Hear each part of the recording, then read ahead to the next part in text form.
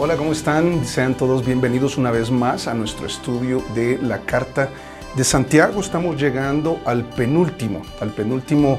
penúltima más bien sección de nuestro estudio. Vamos a terminar en una siguiente oportunidad y estamos en el capítulo 5, aquí en el verso 13, luego de haber atendido algunos aspectos de lo que sucede con algunos que sufren. Y te acuerdas que aprendimos mucho, enfatizó mucho sobre la necesidad de paciencia.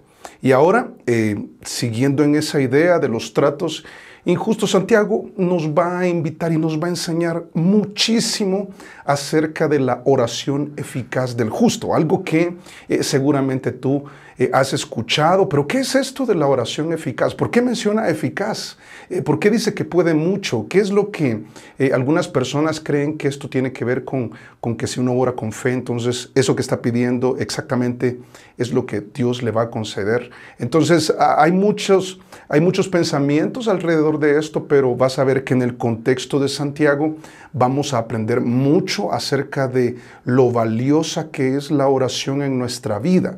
Y lo dice y comienza en el verso 13 por medio de una pregunta. Y dice el verso 13, dice: ¿está alguno entre vosotros afligido? Dice, haga oración.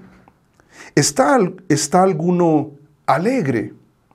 Cante alabanzas. Verso 14. ¿Está alguno enfermo entre vosotros? Llame a los ancianos de la iglesia y oren por él, ungiéndole con aceite en el nombre del Señor. Y la oración de fe salvará al enfermo, y el Señor lo levantará. Y si hubiere cometido pecados, le serán perdonados. Confesaos vuestras ofensas unos a otros y orad unos por otros para que seáis sanados. Y cierra diciendo: la oración eficaz del justo puede mucho. Cuando uno está leyendo un texto como este, de inmediato uno piensa en la sanidad y uno piensa, este texto está hablando de sanidad, y por supuesto está hablando de eso, aunque no es el tema central o el énfasis de lo que quiere enseñar Santiago a estos creyentes que recuerdas que lo que necesitaban mucho en su realidad era paciencia. ¿Te acuerdas de que tenían unos jefes cristianos que eran opresores, que habían hecho promesas que no habían cumplido? Y ellos sí habían cumplido. Y muestra de ello, dijo, ahí está el jornal que clama contra aquellos que los han engañado y que se están aprovechando. Y entonces lo que enseñamos, o lo que enseñó Santiago y que aprendimos en la ocasión anterior, es que existen muchas experiencias de vida en las que, al igual que aquellos jornaleros creyentes que habían sido engañados por aquellos empleadores creyentes, es que recibimos tratos injustos. Y una de las cosas más difíciles que podemos experimentar en la vida es que alguien nos trate injustamente. Es que uno sea responsable y el otro nos devuelva con irresponsabilidad. Es que uno sea leal y el otro lo descubramos con una deslealtad. Es uno de los golpes más fuertes que nuestro corazón puede recibir. Y es probable que a este punto en la vida, sabiendo que la vida es difícil y que hay mucha aflicción, seguramente hemos experimentado de algo o de alguien una situación donde nosotros consideramos que es injusta. Y llega un punto en que no podemos más. Y Santiago nos enseñó en la ocasión anterior y siempre en el capítulo 5, tengamos paciencia. Tengamos paciencia, debemos seguir haciendo lo correcto. Aguanta, sobrelleva esa situación con la confianza puesta en que Dios un día intervendrá. Pero ahora, obviamente, tú y yo nos podríamos preguntar, pero yo ¿cómo puedo aguantar más? Pastor, yo ya traté, mi paciencia se agotó. Debemos recordar que la paciencia es fruto del Espíritu Santo. ¿Qué significa eso? Que cuando nosotros estamos en la presencia de Dios y nuestro espíritu se alimenta y también nos somos llenos del Espíritu Santo, entonces ese día que estamos en la presencia de Dios, el Espíritu Santo puede dar el fruto en nuestra vida de tener paciencia, aun cuando creías que ya no tenías. La paciencia es más que una cualidad del carácter. Tenemos que recordar que también es fruto del Espíritu Santo. Pero entonces aquí Santiago lo que va a hacer es conectar, por supuesto, estos dos aspectos. Si tú crees que ya no puedes más, necesitas del Espíritu Santo para que logre en ti este fruto de la paciencia. Pero para que nosotros logremos tener este fruto del Espíritu Santo en nuestra vida, de manera que podamos seguir adelante y aguantar un poco más y resolver los asuntos de la vida, la oración es necesaria. Y ahí sí, nosotros podemos pensar que está hablando por encima de sanidad, aunque hay una necesidad de sanidad. Está hablando de la oración. Y la oración como un recurso valioso en tu vida y en la mía para que podamos seguir adelante. Y diciéndolo así y reconociéndolo, no es el ideal, pero la verdad es que podríamos seguir recibiendo tratos injustos. Pero Dios nos da la paciencia y la paciencia es fruto del Espíritu Santo y esto se logra por medio de la oración. Y vamos a aprender mucho acerca de la oración y esto me hace pensar en un salmo, ahí el Salmo 109:4. Fíjate, un salmo mesiánico. ¿A qué me refiero con eso? Es que aunque lo escribió David, revelaba mucho acerca del Mesías, es decir, de Jesús. Y dice ahí en el Salmo 109:4, dice, en pago de mi amor, o sea, ese es el trato que yo he tenido con los demás. Dice, me han sido adversarios. ¿Y qué hacía David? Y también podríamos responder o preguntarnos y dar respuesta. ¿Qué hacía Jesús? Dice, mas yo oraba.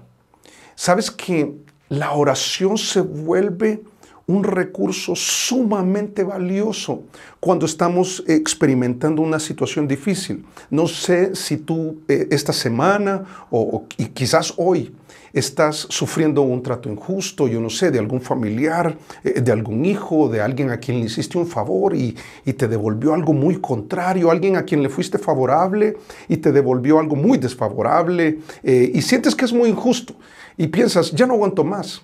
Sabes que lo que debemos hacer es buscar la presencia de Dios. Y vamos a aprender mucho acerca de la oración eficaz del justo que puede mucho. ¿Y qué es lo que puede? ¿Qué es esa eficacia en la oración del justo? ¿Sabe que esto de que puede mucho, en primer lugar, lo que va a decir Santiago es, mira, puede ayudarnos a sobrellevar una dificultad. Y lo dice acá en el verso 13 a manera de pregunta. Dice, ¿está alguno entre vosotros afligido? Dice, haga oración. ¿Está alguno alegre? Cante alabanzas. Ahora, lo tremendo es que lo que Santiago va a mostrar acá es que el estado de ánimo no siempre corresponde a las circunstancias. ¿Qué estoy diciendo? Es que es muy humano, es muy de nosotros, en nuestra humanidad, el que nuestro estado de ánimo acompañe nuestro juego de circunstancias. Es decir, que cuando las circunstancias están atravesando por un valle oscuro y tenebroso y difícil, nuestras emociones o nuestro estado de ánimo lo acompaña. Pero cuando estamos en una cúspide y recibimos, yo no sé, un aumento de salario, las cosas están saliendo súper bien y entonces nuestro estado de ánimo acompaña esa circunstancia. Lo tremendo es que Santiago lo que está diciendo es, ustedes, jornaleros, contexto, ustedes jornaleros que están siendo tratados injustamente y ahora tienen un problema de plata, porque si en el contexto no les han pagado, como les dijeron que les iban a pagar. Y ahí es donde viene toda esta situación compleja de sentirse mal al respecto. Y ese mismo juego de circunstancias, hay dos probabilidades. Y uno pensaría, en ese estado de ánimo se va a revelar quién es maduro y quién no. Vas a ver que no, vas a ver que no.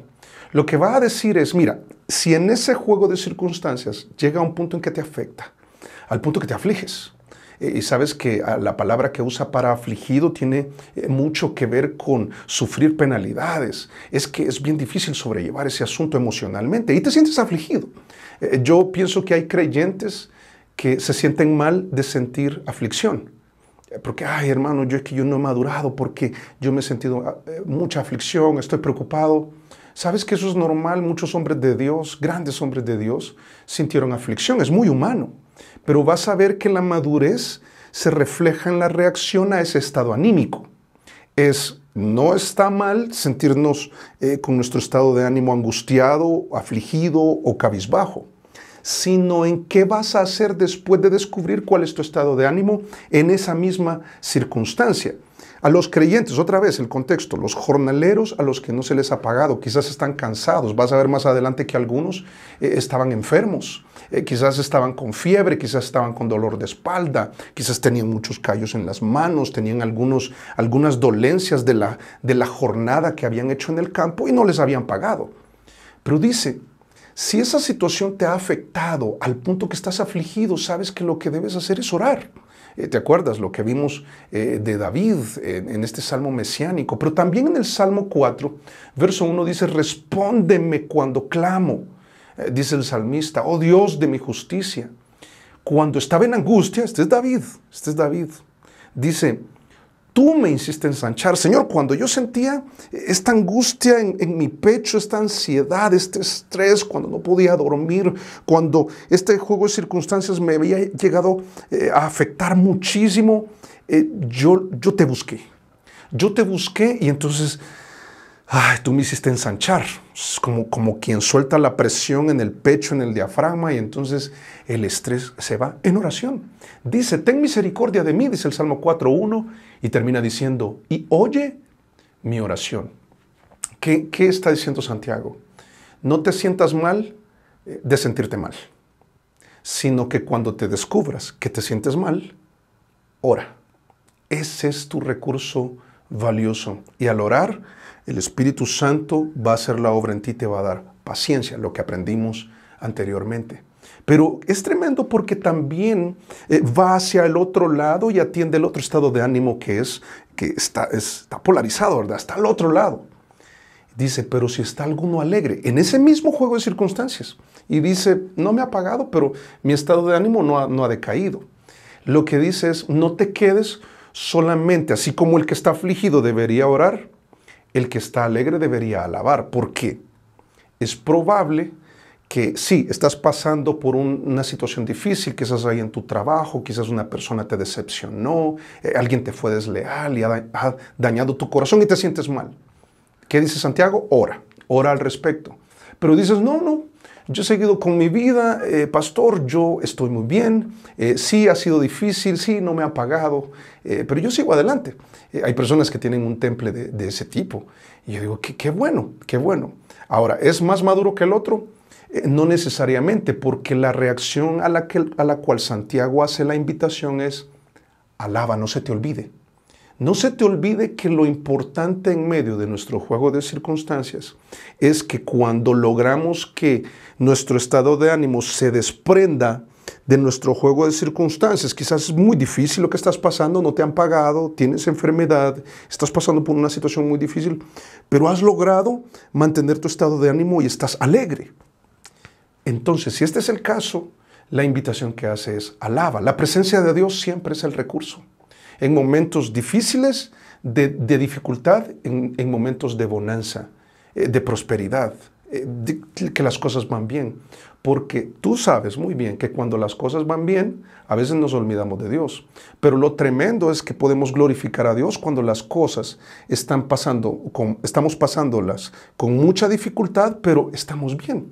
Esto es a lo que se refiere Habacuc, capítulo 3, verso 17 y 18, cuando dice, aunque la higuera no florezca, ni en las vides haya frutos, aunque falte el producto del olivo y los labrados no den mantenimiento y las ovejas sean quitadas de la majada y no haya vacas en los corrales, con todo, yo me alegraré en Jehová y me gozaré en el Dios de mi salvación. Lo que está planteando el profeta es, mira, si nuestro juego de circunstancias las cosas están saliendo mal, es que mire, no me sale el negocio, yo no sé por qué las cosas salen mal. Bienvenido, la vida es difícil, en el mundo tendremos aflicción. No, pero es que quizás Dios no me está cuidando. No, ¿cómo no? Dios te está cuidando. Pero ¿y entonces por qué está pasando todo esto? ¿Podría tratarse de consecuencia de malas decisiones? Pero también podría tratarse de una prueba, como la de Job, ¿te acuerdas? Que fue probado. Y él perdió muchas cosas. Pero aquí está diciendo, mire, aunque no haya esto, aunque no haya lo otro, y no tengamos esto, y tengamos esta situación, dice Habacuc, yo no dependo de mi juego de circunstancias, yo he aprendido a alegrarme en Jehová. Dice, y me gozaré en el Dios de mi salvación. ¡Qué desafío tan grande! Pero sobre todo pensar, yo me voy a alegrar en el Señor, pero voy a buscar siempre la presencia de Él para agradecerle. para agradecerle que a pesar de que las cosas van mal, Él me tiene bien. Para agradecerle de que aunque la higuera no da su fruto, aunque no haya ovejas y aunque las cosas materiales no vayan como deseo, yo me alegro en el Señor, yo voy a buscar la presencia de Él para orar en lo que me aflige y para alabarlo en lo que me alegro. Y en lo que me alegro no es en el juego de circunstancias. Hay muchas cosas que podemos ver a nuestro alrededor y quizás nos quitarían el gozo de inmediato. Pero yo te voy a decir algo, hermano. Cuando buscas la presencia de Dios de corazón y aprendes su palabra y tienes un buen momento de intimidad con Dios, puede resultar en mucha alabanza. Como la de Pablo, aquí en Hechos, capítulo 16, verso 25, dice, pero a medianoche orando Pablo y Silas, orando, ¿qué hacían? Orando. Cantaban himnos a Dios y los presos los oían. Yo sé que Santiago te está refiriendo a dos estados de ánimo, una misma circunstancia, una reacción distinta. Si estás afligido, ora. Si estás alegre, ora y alaba. Sin embargo, yo creo que de la experiencia de los creyentes de los cuales leemos, esta experiencia de Pablo y Silas en Hechos 16, es que mira, cuando nosotros oramos afligidos y estamos en la presencia de Dios, nos damos cuenta de quién es Dios y podemos salir de su presencia alabándole. De eso hablaba la ley también allá en Deuteronomio 10:21, cuando ya Moisés está diciéndole al pueblo y está enfatizándole de la importancia de su relación con Dios, le dice, Él, hablando de Dios, es el objeto de tu alabanza.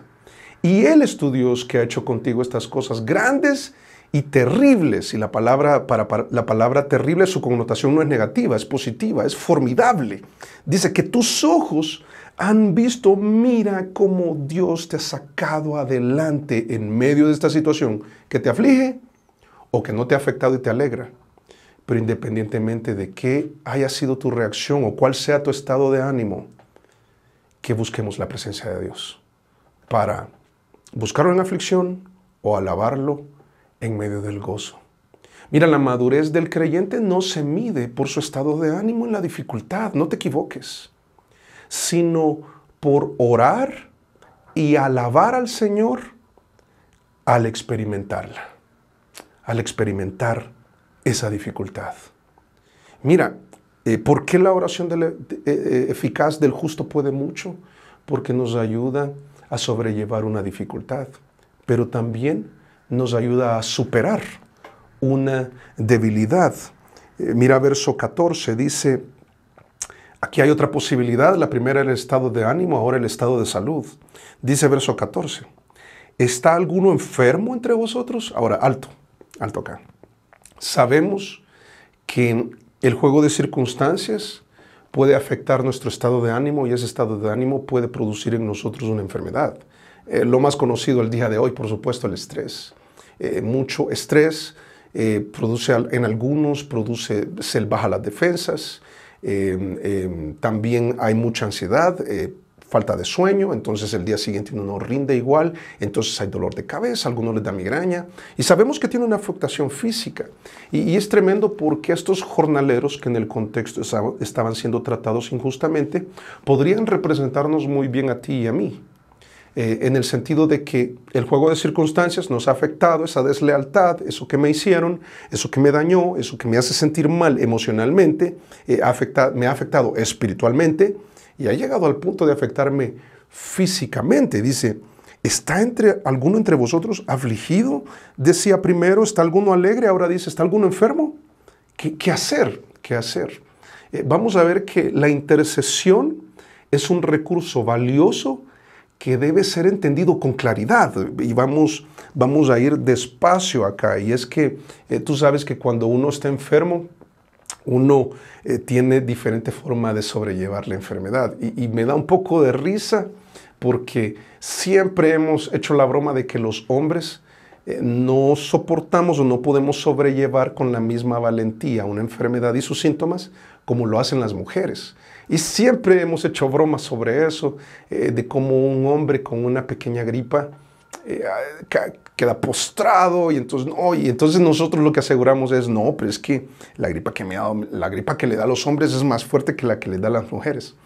No sé si hay manera de medir eso, pero lo que sí podemos medir es que la forma en que nosotros atravesamos esa enfermedad, ese malestar, y hemos visto que las mujeres son muy valientes. Aquí es un momento para quitarse el sombrero, ¿verdad? Mujeres, ustedes aguantan muchísimo y es muy admirable. Pero uno piensa, ¿cómo atraviesan las personas una enfermedad? Y aquí vamos a unir todo. Es que en la vida se ha experimentado injusticias y dificultades que ha generado una aflicción tal, que ha generado una ansiedad tal, un estrés tal, que le ha afectado espiritualmente, no ha buscado al Señor, se le ha olvidado orar, o se le ha olvidado alabar al Señor en medio de todo el proceso, pero ya hay una afectación física. Como te decía, en el caso de los jornaleros podría tratarse de que alguien sufrió un accidente y le provoca una herida y entonces hay una infección, ahí tienes ya un caso de enfermedad o un daño en la espalda por el trabajo agrícola que le ha tocado o por la mucha exposición al sol, alguna enfermedad en la piel y tantas posibilidades. El hecho es que cuando habla de que está enfermo se refiere a algo físico. Sin embargo, la palabra hace referencia a alguien que carece de fuerzas. Y por supuesto, cuando nosotros estamos enfermos, carecemos de fuerzas para laborar. Algunas veces duelen las articulaciones dependiendo de la enfermedad y entonces uno pierde fuerza. Es una cosa tremenda y tiene un impacto en nuestra vida cotidiana y en nuestras labores. Pero lo que está diciendo Santiago es una realidad. Es que esa situación es de alguien que en medio de la dificultad se siente mal. Se siente mal. Y por supuesto, físicamente hay una enfermedad, pero hay un malestar, hay una debilidad que requiere atención.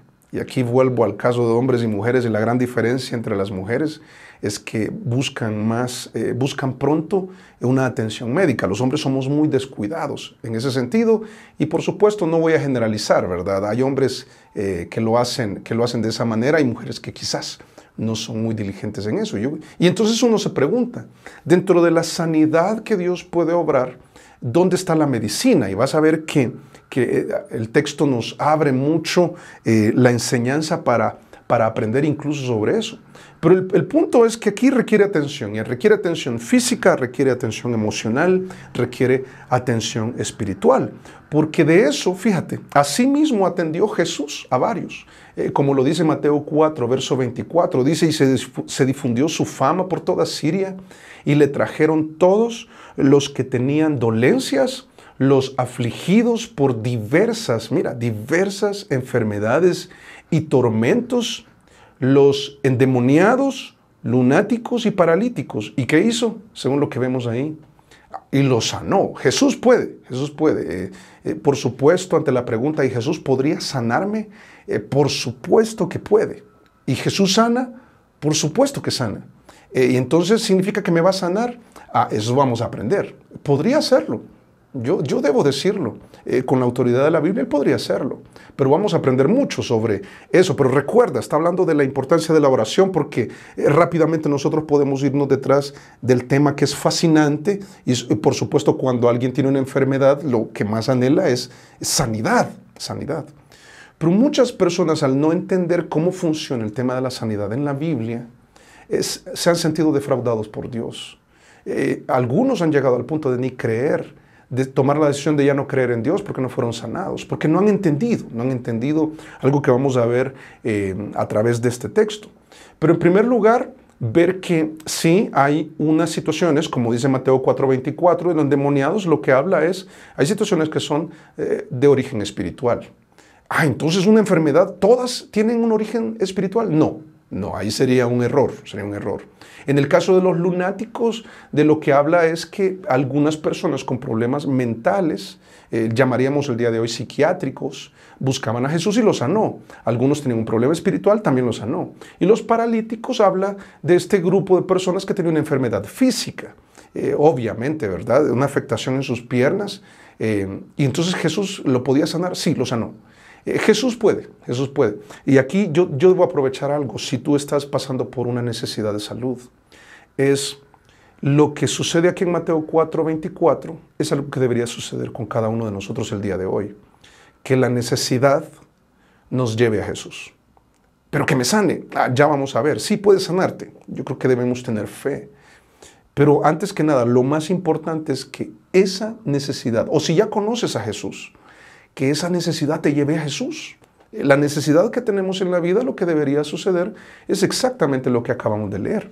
Pero entonces, ¿cómo es que yo puedo superar una debilidad?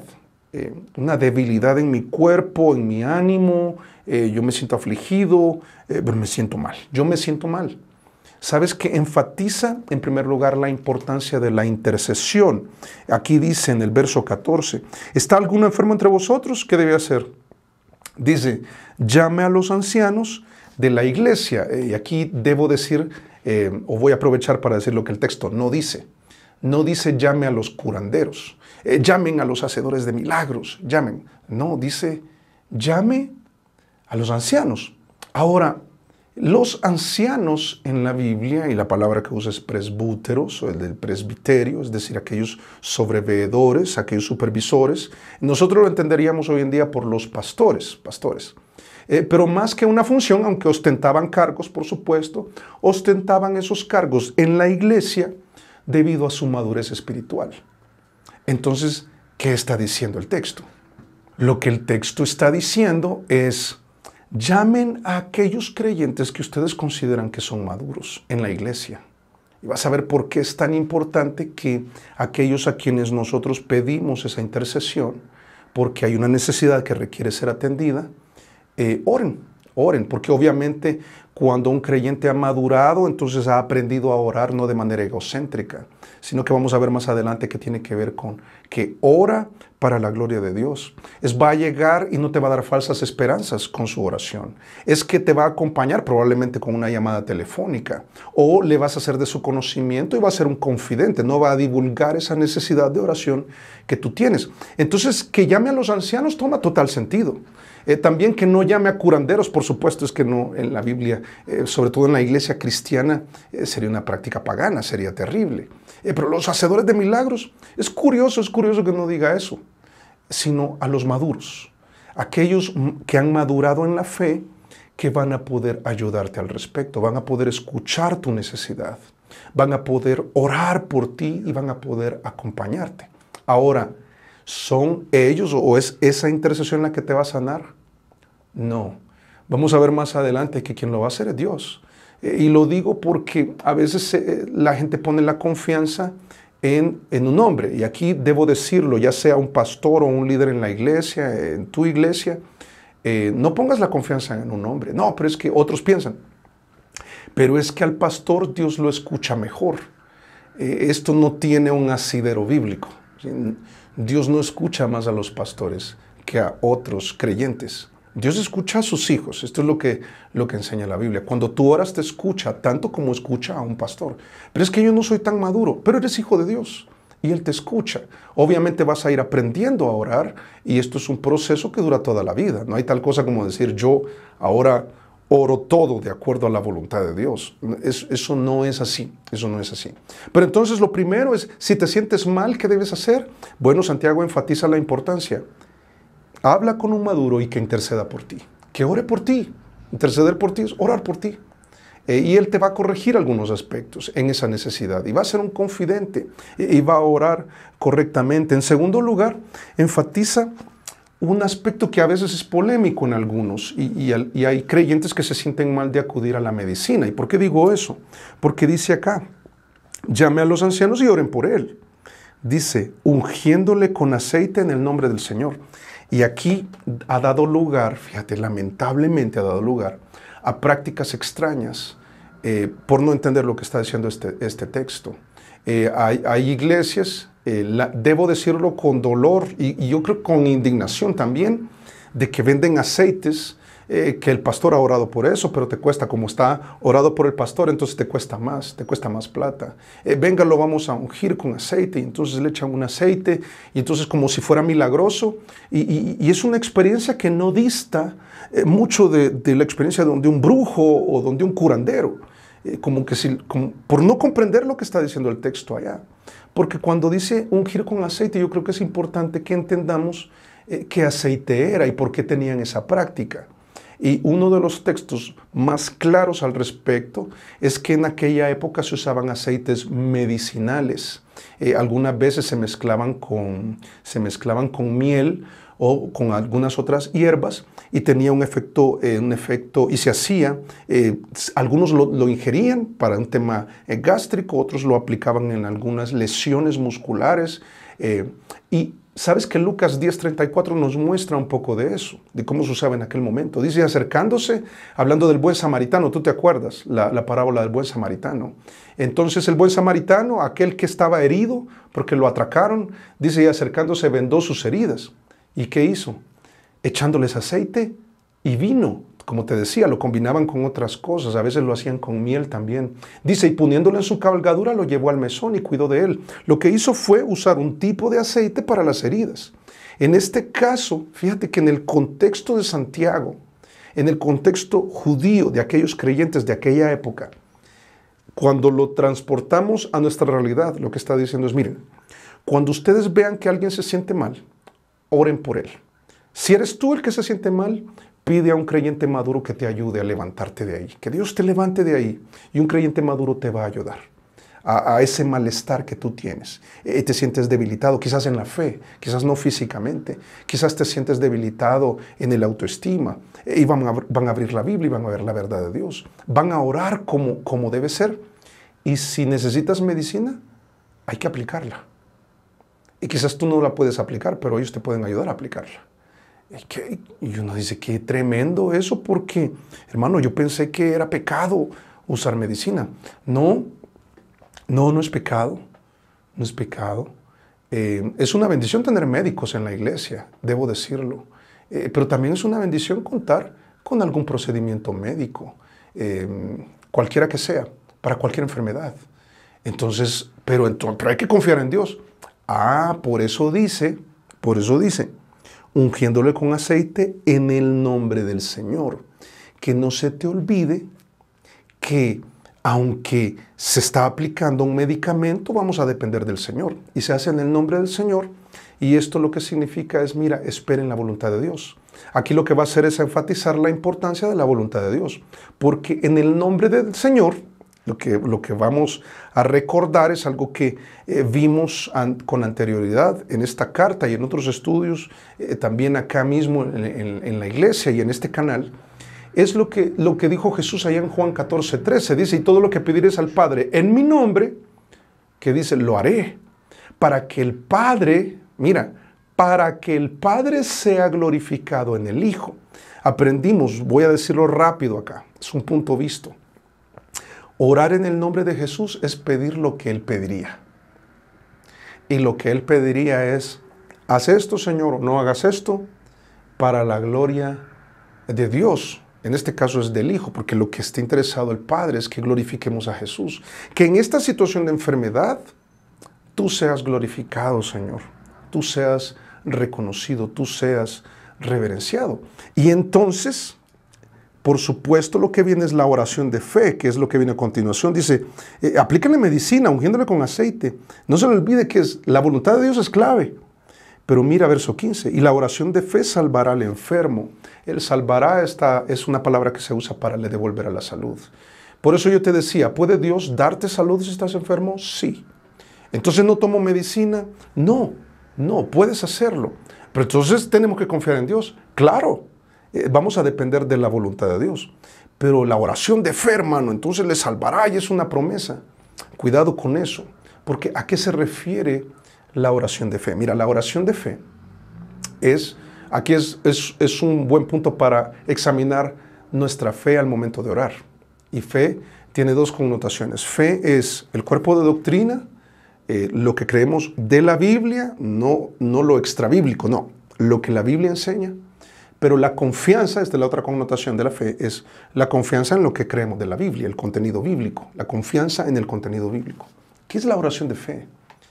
Es la oración donde tú expresas verdaderamente del corazón que tú crees que Dios puede sanarte, que Dios puede levantarte de esa situación. Quizás es económica, quizás es del matrimonio, quizás tiene que ver con los hijos, quizás es algo del negocio, quizás es alguna situación en la que ves caída y Dios puede levantarla. Dios puede. Pero la oración de fe incluye dos aspectos. Es que Dios puede, creerlo de corazón, pero que Dios quiera es importante también. Sobre esto, Mateo 8:2. Dice, y aquí vino un leproso a Jesús y se postró ante él, diciendo, mira qué lección la que nos da este leproso. Señor, si quieres, puedes limpiarme. Señor, me siento mal. Si quieres, yo quiero ver cuál es tu voluntad en tu palabra, puedes. Señor, lo importante es lo que tú quieras. ¿Te acuerdas de la oración de Jesús? Señor, pasa de mí esta copa, hablando de la cruz y todo lo que implicaba, pero que no se haga mi voluntad, sino la tuya. Tú puedes, Señor. Yo sé que tú puedes. Mira, es orar al Señor diciendo, Señor, yo sé que tú puedes. Y lo que te estoy pidiendo es de acuerdo a tu voluntad. Estoy pidiendo en el nombre de Jesús. Estoy aplicando esta medicina, Señor, pero mi confianza está puesta en ti. El que esté tomando este procedimiento médico no es que no dependa de ti, Señor, estoy dependiendo de ti. Dale tú la sabiduría a los médicos. Haz que esto funcione. Porque si tú quitas tus manos de todo esto, podría ser en vano todo ese tratamiento médico. Porque la última cosa que enfatiza es el poder de Dios. Mira acá en el verso 15. Y la oración de fe salvará al enfermo, y el Señor lo levantará. ¿Quién levanta de esa situación al enfermo? ¿El intercesor? No. La intercesión, el poder de la oración. Aquí es donde muchos se equivocan. Es que no es el poder de la oración, es el poder de Dios. Pero la oración te pone en comunión, en contacto con aquel que tiene el poder para levantar. Es el Señor. El Señor lo levantará, y si hubiere cometido pecados, le serán perdonados. Mira, es un momento para detenernos y pensar, creo que Dios puede levantarme de esta situación. ¿Quiere Dios levantarme? Yo voy a averiguarlo en su palabra. ¿Querrá Dios? ¿Lo estoy pidiendo para la gloria de Dios o para mi propio bienestar y mi egoísmo? ¿Te acuerdas lo que aprendimos en Santiago capítulo 4, que dice que pedían de manera egoísta para gastar en sus deleites? Devuélveme la salud, Señor, para seguir disfrutando en la carne de las cosas que... ¿O estás pidiendo tu salud para vivir más dentro de la voluntad de Dios? Mira, Dios es quien levanta al que se siente mal. La intercesión es un acompañamiento valioso para apoyarnos unos a otros. Aquí es donde debemos estar muy claros de que la oración eficaz del justo puede mucho, porque en la intercesión Dios, en su voluntad y en su poder, cuando estamos acompañándonos y apoyándonos entre nosotros, nos puede ayudar a superar una dificultad. Pero también, y como sigue en el verso 15, en la última sección del verso 15, la oración es eficaz, fíjate, para solventar también una discordia. Vas a ver por qué lo digo. Mira, verso 15. La oración de fe salvará al enfermo y el Señor lo levantará. Y dice, y si está estableciendo una posibilidad, no es una ley lo que viene, es una posibilidad. Dice, y si hubiere cometido pecados, les serán perdonados. Y como está hablando de pecados, es obvio que diga en el verso 16, confesaos vuestras ofensas unos a otros y orad unos por otros para que seáis sanados.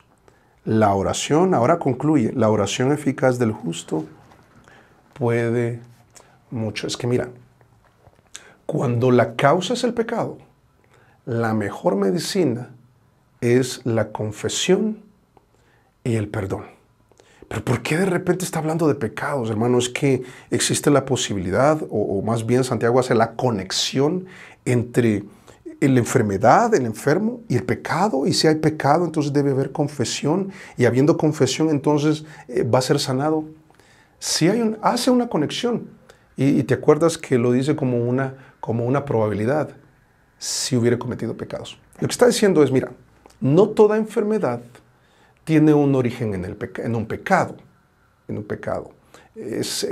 Algunas sí, debemos también reconocerlo. Pero podría tratarse de que la enfermedad es a razón de una prueba. ¿Te acuerdas? Job, de hecho, lo trató en unos versos anteriores, ahí siempre en el capítulo 5. Allá en el capítulo 2 de Job, en el versos 4 al 8, ¿te acuerdas que le dio una sarna maligna y una cosa terrible?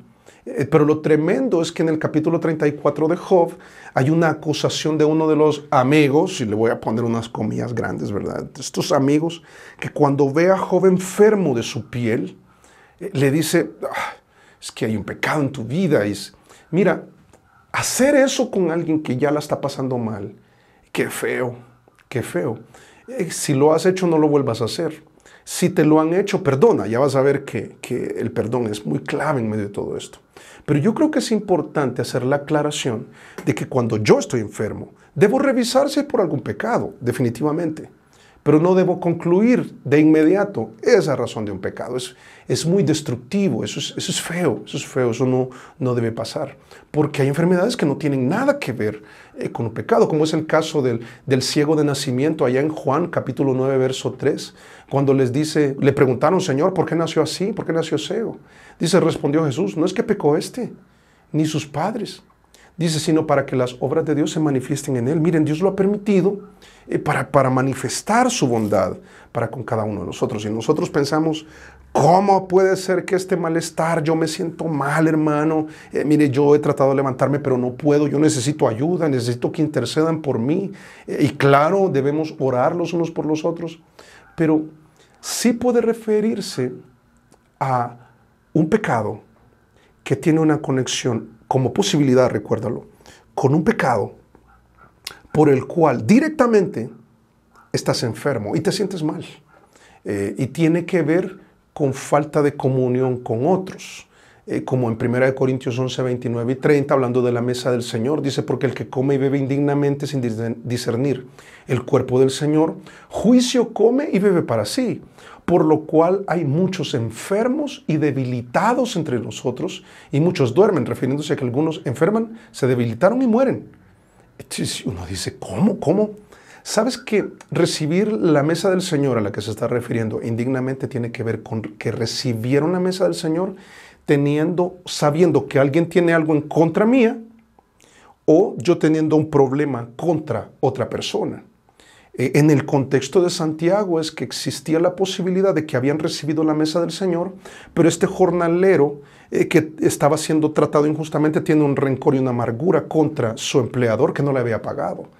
También el empleador que sabía que no le estaba pagando y que estaba siendo injusto, no le importa saber que el otro tiene algo en contra de él y seguía y tomaron la mesa del Señor. ¿Sabes que puede ser el caso? Puede ser el caso. Puede ser el caso de que tú estás en rencor con alguien, en amargura con alguien, y has tratado de seguir la vida cristiana con todo eso ahí guardado. Y lo que dice Santiago es, miren, si ese es el caso, y cada uno dirá, lo que debes hacer es confesar. Confiésalo. Pero ¿a quién? ¿A quién? Al Señor. O a la persona que ofendiste. Tú sabes que la Biblia no enseña que debes ir donde un sacerdote, donde un pastor, para que Dios te perdone. Si quieres el perdón de Dios, pídeselo en oración, directamente. Pero cuando dice, confesaos vuestras ofensas unos a otros, lo que está diciendo es, si tienes un problema con alguien, reconoce tu falla y pide perdón. No, pero es que es al revés, hermano. Yo me siento mal porque alguien pecó contra mí y ese alguien debería confesarme su pecado y entonces yo lo perdono. ¿Sabes qué? Es de las dos vías, porque es unos a otros, es recíproco. ¿Qué está diciendo? Que si tú te das cuenta que tu malestar tiene una conexión con un pecado de amargura, rencor, odio, perdona. Pero lo voy a hacer cuando me lo pidan. No, sin que te lo pidan. Sin que te lo pidan. Tú tomas la decisión de perdonar. Y entonces te vas a sentir mejor. Es lo que dice. Vas a sanar, vas a sanar. Mira, una descripción tan fuerte que hace David cuando pecó con Betsabé, ¿te acuerdas? Tuvo una situación de infidelidad, algo terrible. El hombre pecó contra Dios y en el Salmo 32, versos 3 al 5, abre su corazón, lo escribe inspirado por el Espíritu Santo y nos describe cómo se siente eso. Dice, mientras callé, dice, se envejecieron mis huesos, en mi gemir todo el día. O sea, me sentía mal. Dice, porque de día y de noche se agravó sobre mí tu mano. Se volvió mi verdor en sequedades de verano, me sentía fatal. Dice, mi pecado te declaré y no encubrí mi iniquidad. Dije, confesaré mis transgresiones a Jehová. Qué alivio, mira. Y tú perdonaste la maldad de mi pecado. Mira, es lo que dice Santiago y concluye. Si te das cuenta que es algún pecado en tu corazón, de odio, de rencor, de falta de perdón, perdona. Perdona, mira, perdona después de todos estos años, perdona a tu papá. De eso que te lastimó, perdona a tu mamá, perdona a tu hijo con eso que te dijo que fue muy hiriente. Mira, perdona a tu jefe inconverso que te trató fatal. Mira, perdona a los que estuvieron involucrados en ese despido tan injusto por el que pasaste. Ya no lleves esa carga que te hace sentir tan mal. Puedes sentirte mejor. Pero Santiago dice hay una condición. Y es que en parte evalúes toda esa situación. Mira con claridad en qué fallaste. En algo probablemente fallaste. No estés echando culpas al otro. Por supuesto hay responsabilidad de parte del otro, pero evalúa y si en algo fallaste, si en algo estás fallando el día de hoy, en la falta de perdón, confiésalo confiésalo al Señor y dile, Señor, perdóname, perdóname. Y si te hace falta perdonar a alguien que no has querido, no es que no has podido, no has querido, hazlo. Mira, quien no pide perdón ni lo otorga, será esclavo del rencor y la amargura. Y entonces, ahí están los enfermos. Y dice Santiago, si este es tu caso y está en una conexión con el pecado, confiesa, pide perdón y perdona. Y entonces saca una conclusión, Por eso ves que después dice, para que seáis sanados, la sanidad del perdón, mira, la sanidad del perdón. Y luego dice, la oración eficaz del justo puede mucho. La conclusión es, mira, dejarán de sentirse mal y comprobarán que la oración eficaz, o sea, que Dios la va a escuchar, del justo, del creyente, puede mucho. Puedes salir de ahí, puedes perdonar, puedes sentirte mejor. Mira, la oración eficaz del justo puede mucho. Puede darte la paz de Dios que sobrepasa todo entendimiento. Puede guardar vuestros corazones en Cristo Jesús. Puedes pensar en todo lo honesto y todo lo puro. La oración eficaz del justo puede mucho. Vas a poder dormir. Vas a poder cambiar tu estado de ánimo. Quizás estás afligido y no has logrado estar alegre. Pero la oración eficaz del justo puede mucho. Si este texto lo habías entendido como la oración eficaz, entonces pide en el nombre del Señor y todo lo que quieras te será concedido. Estás fuera del contexto.